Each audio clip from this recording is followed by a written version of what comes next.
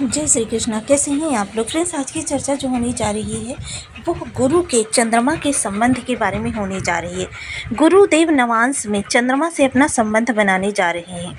जैसा कि हम सभी लोग जानते हैं, देव गुरु परम सकारात्मक ग्रह हैं और आपके राशिपति भी होते हैं, जिसके कारण से चंद्रमा के साथ इनका संबंध, चंद्रमा इनके परम मित्र होते हैं, बहुत ही विशेष होता है। जब गुरु चंद्रमा से अपना संबंध बनाएंगे, देखिए गुरुदेव इस समय मृगशिरा नक्षत्र से गोचर कर रहे हैं। मृगशिरा नक्षत्र जो है मंगल देव का नक्षत्र है और इसका चतुर्थ चरण जो है वह कर्क नवांश के अंतर्गत आता है। इस तरह से गुरु मृगशिरा नक्षत्र के कर्क नवांश में गोचर करते हुए जब दिखाई देंगे तो इनका चंद्रमा से विशेष संबंध बनेगा। चंद्रमा से जब इनका संबंध बनेगा तो चंद्रमा के साथ इनकी जो युति होती है वो गजकेसरी राजयोग के नाम से जानी जाती है। गजकेसरी राजयोग जीवन में मान सम्मान के लिए, पद प्रतिष्ठा के लिए, कीर्ति वैभव के लिए, सामाजिक उन्नति के लिए, धन वैभव के लिए बहुत ही महत्वपूर्ण यानी सर्वोच्च राजयोग माना जाता है। अब देखिए गुरु जो है रक्षात्मक प्लेनेट हो, चाहे शिक्षा हो, कैरियर हो, अध्यात्म हो, वैराग्य हो, व्यापार हो, इन सभी से जुड़कर गुरु का प्रभाव देखा जाता है। संतान, संतानोत्पत्ति, विवाह, विवाह संबंध, जीवन में उत्तरोत्तर धन वृद्धि, कैरियर वृद्धि और साथ ही साथ मान सम्मान और वृद्धावस्था में संतान की तरफ से मिलने वाले स्नेह में गुरुदेव का कारकत्व होता है। जीवन में जो 16 संस्कार होते हैं, प्रत्येक संस्कार में सर्वोत्तम जो अवस्था देखी जाती है वो गुरु की ही अवस्था देखी जाती है।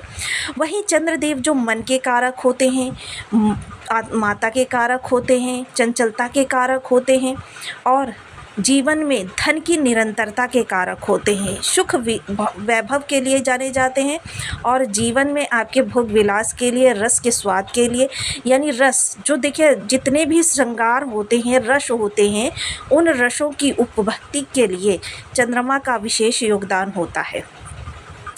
अब देखिए जीवन में हमारे चंद्रमा जो है सबसे नज़दीक का प्लेनेट माना जाता है और सबसे नज़दीक का प्लेनेट होने के कारण धरती पर इसकी स्थिति आपको प्रत्यक्ष दिखाई देती है। समुद्र में आने वाला ज्वार भाटा, ऊंची ऊंची उठने वाली तरंगे इसका एक जीता जागता उदाहरण है।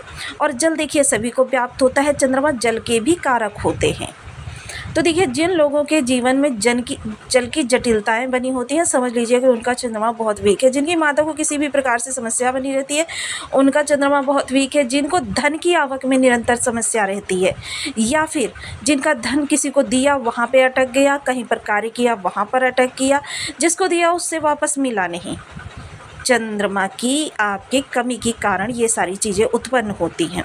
तो देखिए अब इन दोनों का ब्रह्मांड में बहुत ही सुंदर योग बनने जा रहा है। इसके ऊपर हम पूर्णतया चर्चा करेंगे इस वीडियो में, तो बने रहिए हमारे साथ इस वीडियो में, एंड तक आपको बहुत कुछ जानने के लिए मिलेगा।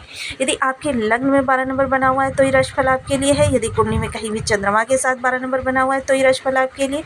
कुंडली ना होने की स्थिति में आप इसे नाम राशि से भी देख सकते हैं। यदि अभी तक आपने अपने इस चैनल को सब्सक्राइब नहीं किया है तो प्लीज़ सब्सक्राइब कर लीजिए, वीडियो को लाइक कर दीजिए, चैनल को शेयर कर दीजिए। इससे होगा क्या कि हमारे आने वाले हर वीडियो की नोटिफिकेशन मिल सकेगी आपको। सबसे पहले एक प्यारा सा कमेंट करना बिल्कुल ना भूलें। कमेंट से हमें बहुत मोटिवेशन मिलता है, हौसला मिलता है और ये पता चलता है कि आप और क्या जानना चाहते हैं।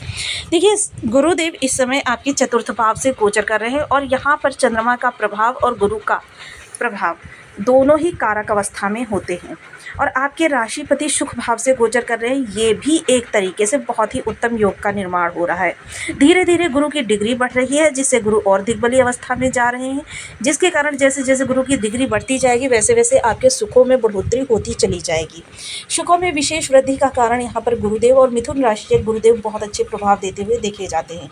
हालांकि बुध देव जो हैं गुरुदेव के परम मित्र नहीं हैं, लेकिन फिर भी बुध की राशि से गुरु का प्रभाव जो होता है आपके लिए बेहद सकारात्मक और पॉजिटिव माना जाता है। यहाँ से गुरुदेव बहुत ही विशेष भावों को देखने वाले हैं।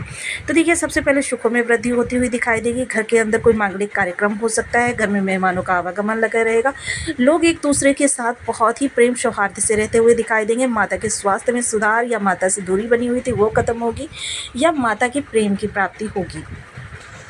पंचम दृष्टि अष्टम भाव पर जाएगी। तो यह दृष्टि इनकी बहुत ही उत्तम रहने वाली है, क्योंकि यह आपके ससुराल पक्ष से आपके संबंधों को अच्छा करेगी।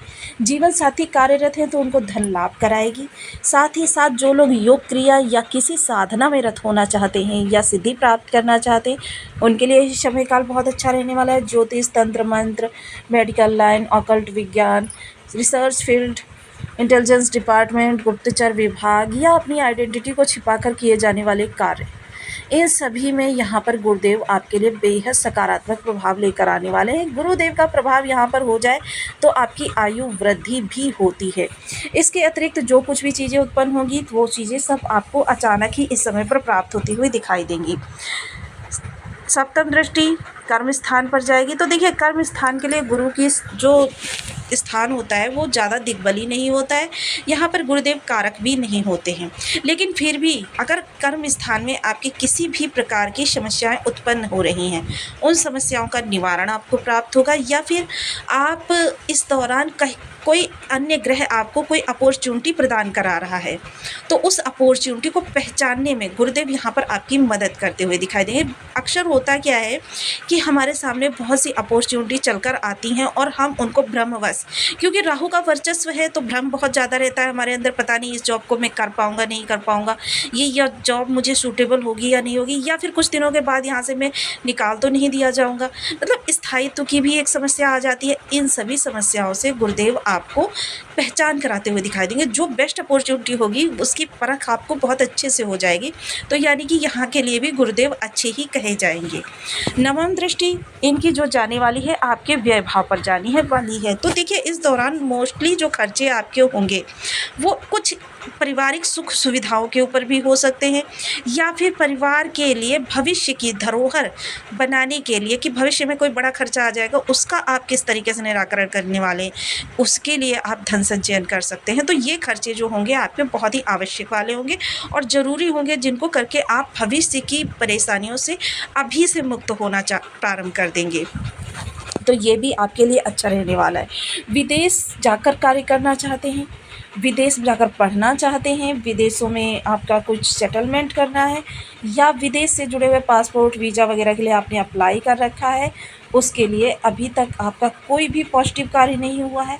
अब यहाँ से इस गजराघास केसरी राजयोग की दृष्टि जब जाएगी तो ये सारी चीज़ें इस दौरान आपकी अच्छी होती हुई दिखाई देंगी। तो देखिए, कोर्ट कचहरी में किसी के केस पड़े हुए हैं तो वहाँ से भी इस समय आपको निवृत्ति प्राप्त होती हुई दिखाई देगी, या आपका जो केस है वो एक स्टेप आगे बढ़ सकता है। यहाँ पर देखिए, गुरु बहुत ही नम्र प्लैनेट है और बहुत ही सौहार्दपूर्ण प्लैनेट है, तो यहाँ आपसी बातचीत के द्वारा मसले को सुलझाना आपके लिए बेहतर योग कारक रहने वाला है। वहीं द्वादश पे सुख भाव से दृष्टि जाना, तो इस समय देखिए ऑनलाइन फ्रॉड वगैरह से अगर आप बचे रहेंगे तो आपके लिए बहुत अच्छी स्थितियां रहेंगी। किसी भी ऑनलाइन फ्रॉड्स में आप बिल्कुल भी संलग्न ना हो। कोई भी आपसे ऑनलाइन धन मांगे बिल्कुल भी ना दें, क्योंकि आपका धन वापस नहीं आने वाला, आप वहां पर फंस सकते हैं। तो इन चीज़ों का विशेष ध्यान रखें। और साथ ही साथ देखिए, घर के अंदर अगर बहुत ज़्यादा कैश में धन रखते हैं उसके लिए सचेत रहें, या फिर किसी मित्र विशेष पर या बहुत ही विश्वास पात्र पर आंख बंद करके भरोसा करना भी इस दौरान आपके लिए थोड़ा सा कष्टकारी हो सकता है। वहीं गुरु देव जो हैं आपके इस दौरान आपको प्रसन्नचित्त भी रखेंगे, आपकी समस्याओं का निवारण प्रदान कराएंगे। देखिए, आपकी राशि में एक तो शनिदेव कारक नहीं होते हैं, दूसरे मीन राशि में हैं, तो इससे कि ब्रह्मांड कुंडली में भी जो इनके 7.5 का प्रभाव है आपको आंशिक रूप से प्राप्त होता हुआ दिखाई देगा।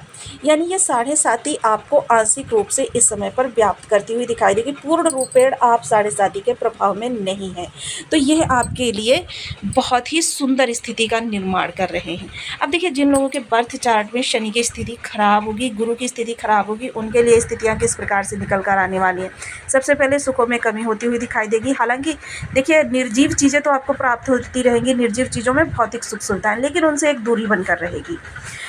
इस दौरान आपका किसी भी कार्य में मन नहीं लगेगा, ससुराल पक्ष से थोड़े से मनमुटाव उत्पन्न हो सकते हैं, कर्म स्थान पर आपकी समस्याएं और बढ़ सकती हैं, या फिर व्यय आपके ऐसी जगह पर हो सकते हैं जो कि आपको भविष्य में कभी भी प्राप्त ना हो। अब यहाँ पर इसीलिए देखिए हम सदैव आपसे आग्रह करते रहते हैं। और दूसरी बात, आपके लिए 2 कारणों से गुरु को बलि करना बहुत आवश्यक हो जाता है। पहला कारण कि गुरु देखिए एक सकारात्मक प्लैनेट है और कुंडली में एकमात्र गुरु का ही दिग्बली होना आपकी समस्त समस्याओं का निवारण करता है, क्योंकि गुरु जब आपके बली होते हैं तो आपकी 60-70% समस्याओं को आपको पता भी नहीं चलता और वो बाहर समाप्त हो जाती हैं। दूसरी बात, ये आपके राशिपति होते हैं, क्योंकि आपके लग्न के स्वामी का अगर दिग्बली अवस्था में है तो अन्य ग्रह अगर किसी भी प्रकार से छोटी मोटी अरिष्ट स्थितियाँ उत्पन्न कर रहे हैं तो वो आपको व्याधित नहीं करने वाली हैं। तो इसके लिए ये चीज़ें आपको बहुत ज़रूरी होती हैं कि आप गुरु को बलि करके चलें। इसके लिए देखिए हम विशेष उपाय बताते रहते हैं, और उपाय भी हम वही बताते हैं जो बिना कुंडली देखे भी आराम से आप करके लाभ प्राप्त कर सकते हैं। किसी भी अवस्था में आपका ग्रह बैठा हो, कारक हो, मारक हो, बाधक हो, तो इसके लिए देखिए सर्वप्रथम ओम ब्रह्म बृहस्पति नमः, चंद्रमा के लिए ओम सोम सोमाय नमः, इन बीज मंत्रों का आप 1 माला, 2 माला, 5 माला, 7 माला, 11 माला का जप नियमित अपनी शुद्धानुसार करना प्रारंभ करें। वहीं गुरुदेव के लिए केसर का तिलक मस्तक, कंठ, जिह्वा पर लगाएं। हल्दी मिश्रित जल से केले की जड़ या पीपल वृक्ष की जड़ का सिंचन करें।